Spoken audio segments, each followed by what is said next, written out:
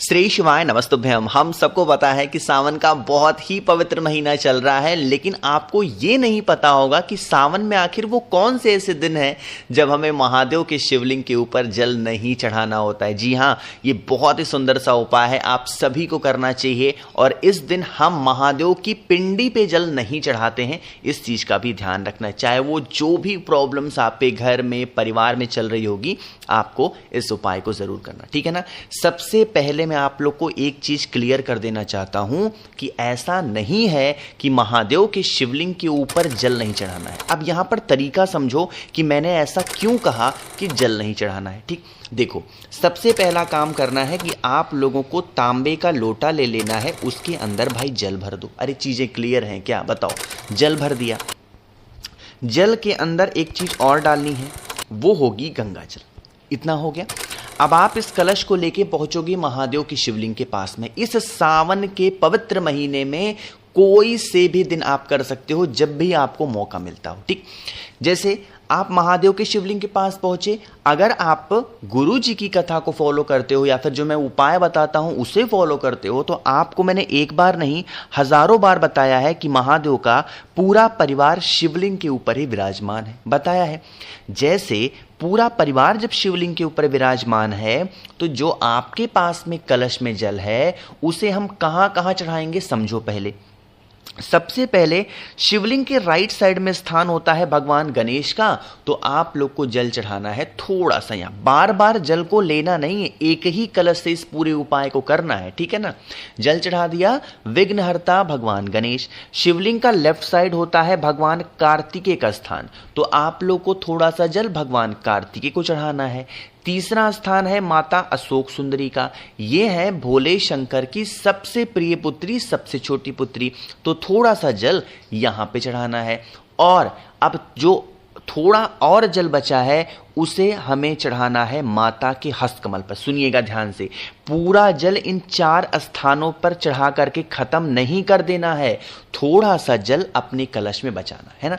अब जो 5वीं जगह जल चढ़ाओगे वो ध्यान रखिएगा, वो हम शिवलिंग की पिंडी, अरे जहां पे हस्तकमल होता है माता का, वहीं पे तो पिंडी विराजमान है महादेव की, तो पिंडी के ऊपर जल नहीं चढ़ाना है। बाकी का जो बचा हुआ जल है, 4 जगहों पे जल चढ़ाने के बाद में आपके घर के आसपास कोई भी बेल का वृक्ष हो, कोई भी बेल का पेड़ हो, वहां पर जाना और अपनी मनोकामना, अपनी विशेष को कहते हुए, अपनी इच्छाओं को कहते हुए अगर आप जल चढ़ा करके चले आते हैं, तो यकीन मान लीजिए कभी जीवन में पीछे मुड़ के देखने की जरूरत नहीं पड़ेगी, आप इस उपाय को कर सकते हैं। देखो, मैं दोबारा बता रहा हूं, ऐसा नहीं है कि महादेव के शिवलिंग के ऊपर जल ही नहीं चढ़ाना है, लेकिन ये जो उपाय का पूरा प्रोसेस मैंने बताया ना कि 4 जगह महादेव की शिवलिंग पे और फिर एक बार बेल पेड़ के नीचे, इस उपाय के दौरान जल नहीं चढ़ाना है पिंडी के ऊपर। बाकी आप ये जब उपाय कंप्लीट कर चुके हो, उसके बाद जितना मर्जी हो ला करके जल पिंडी के ऊपर महादेव के समर्पित कर सकते हो। सावन का महीना है, जल अभी नहीं चढ़ाओगे तो कब चढ़ाओगे, ठीक है ना। तो आप सभी को इस उपाय को जरूर करना। ठीक, आगे बढ़ते हैं इस वीडियो के दूसरे उपाय की तरफ, जो कि हम सभी को यह उपाय सावन के पवित्र महीने में करना चाहिए। अब यहां पर एक चीज और सुनिएगा, वो ये है कि पहले तो इस वीडियो को शेयर किया करिए। भाई आप लोग वीडियो को शेयर नहीं करते ना, मेरे पास नोटिफिकेशंस बहुत आते हैं कि लोग शेयर नहीं कर रहे हैं, प्लीज वीडियो को शेयर किया करिए। अब दूसरे उपाय की बातें हम लोग कर लेते हैं कि स्पेशली इस उपाय को करने से हमें फायदा क्या होने वाला है। आज के टाइम पे ना देखो, कोई भी परिवार हो, चाहे वो छोटा परिवार हो, बड़ा परिवार हो, गरीब हो, अमीर हो, मध्यम वर्गीय हो, कोई भी हो ना, हर किसी के घर में लड़ाई होती है। देखो, जरूरी नहीं है कि जिसके घर में पैसा है उसके घर में लड़ाई नहीं है, या जिसके घर में पैसा नहीं है उसके घर में लड़ाई नहीं होती, ऐसा नहीं है। लड़ाइयां हर किसी घर में होती हैं, बट किसी घर में ना कुछ ज्यादा ही किचकिच हो जाती है। उसी को दूर करने के लिए आप इस उपाय को करेंगे। ठीक, क्या करिएगा, सावन में कभी भी आपको मौका मिलता है तो एक बेलपत्र ले लो, बस बहुत ही प्यारी से सुंदर सी एक बेलपत्र लेनी है।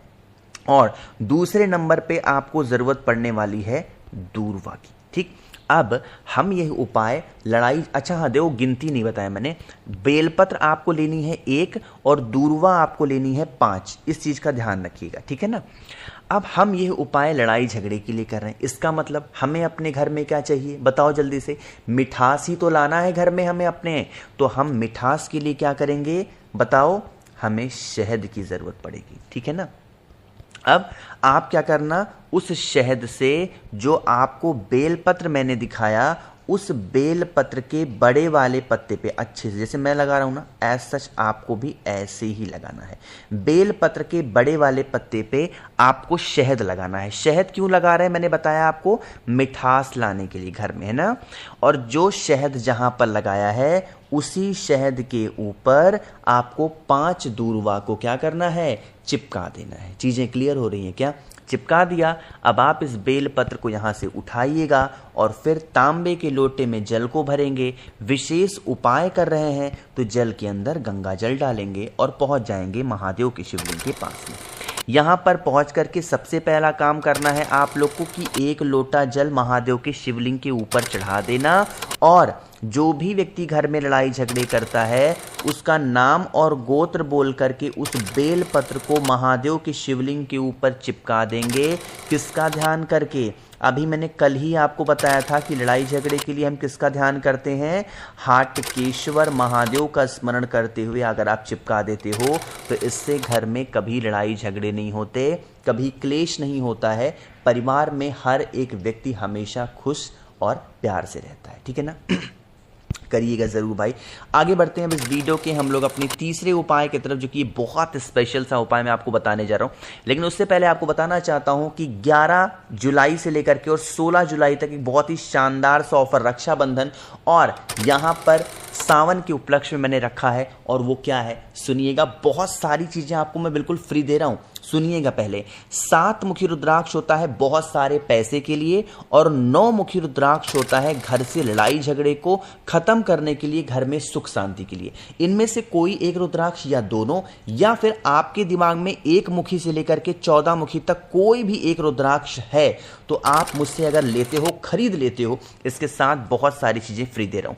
सबसे पहले स्क्रीन पे आप लोग को दिखाई दे रहा होगा एक रक्षाबंधन, जो कि ये मैं आपको फ्री दूंगा, और इसके साइड में चांदी की कुछ परसेंटेज ऑफ लेयर रखी हुई हैं, ये मैं बिल्कुल फ्री दे रहा हूं।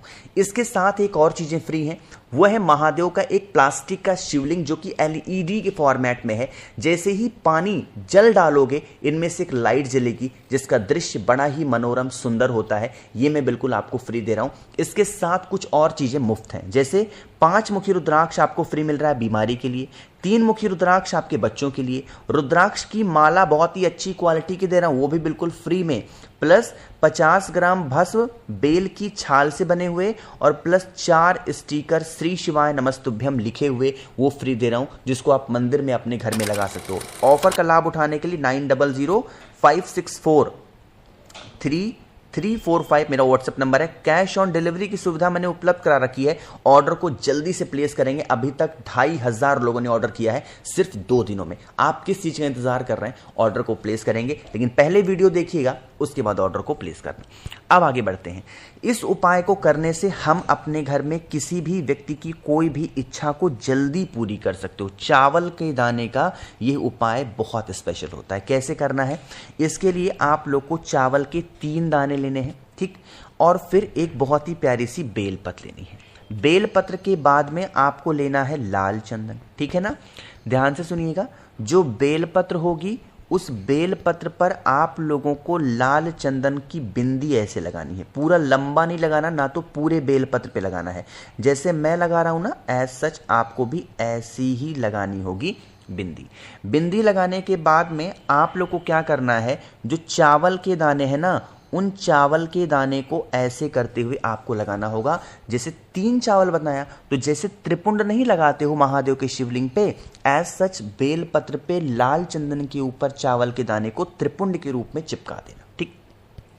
इस बेलपत्र को उठाना, सबसे पहला काम करेंगे 1 लोटा जल महादेव की शिवलिंग के ऊपर श्री शिवाय नमस्तुभ्यम का जप करके चढ़ाना, और जो बेलपत्र है त्रिपुंड लगा हुआ उसे चढ़ाना नहीं है, उसे शिवलिंग के ऊपर बस चिपका देना ऐसे, बस, ठीक है ना। और अपनी मनोकामना कह देना, वो सारी विशेष आपकी पूरी होंगी जिसके लिए आप परेशान हो। आगे बढ़ते हैं इस वीडियो के सबसे आखिरी उपाय की तरफ, जो कि चौथा है। लेकिन जल्दी से करिए वीडियो को लाइक, जिसने अभी तक चैनल को सब्सक्राइब नहीं किया, मेरी आवाज आज आप पहली बार सुन रहे हैं, चैनल को ज़रूर सब्सक्राइब करेंगे, ठीक है ना। ये उपाय हम लोग कर रहे हैं किसी भी प्रकार के कष्ट को दूर करने के लिए, चाहे वो कैसा भी कष्ट घर में चल रहा हो।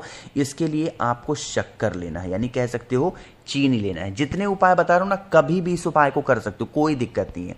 शक्कर के बाद में 5 बेलपत्र लेनी है, एक तांबे का लोटा ले लो, जल भर लो, जल के अंदर शक्कर डालो और जो 5 बेलपत्र मैंने दिखाए उसे डालो। इसे लेकर के महादेव के शिवलिंग के पास पहुंच जाओ। जो भी आपके जीवन के कष्ट हैं, जो भी आपके जीवन की तकलीफें हैं, जो भी आपके जीवन की प्रॉब्लम्स हैं, उन समस्याओं के निवारण के लिए महादेव का एक नाम है और वो नाम है रामेश्वर महादेव। दोबारा बोल रहा हूं, कौन सा नाम है? रामेश्वर महादेव का स्मरण करते हुए उस पूरे जल को महादेव के शिवलिंग के ऊपर अपनी मनोकामना कह के अगर आप चढ़ा देते हैं तो इससे आपकी फैमिली में कभी संकट नहीं आ सकते, ठीक है ना। तो वीडियो पसंद आई हो तो लाइक करिएगा, कुछ पूछना है नीचे कमेंट सेक्शन में पूछें, और मेरे जितने भी भाई बहन आवाज़ आज मेरी पहली बार सुन रहे हैं, चैनल को ज़रूर सब्सक्राइब करेंगे। श्री शिवाय, नमस्तुभ्यं।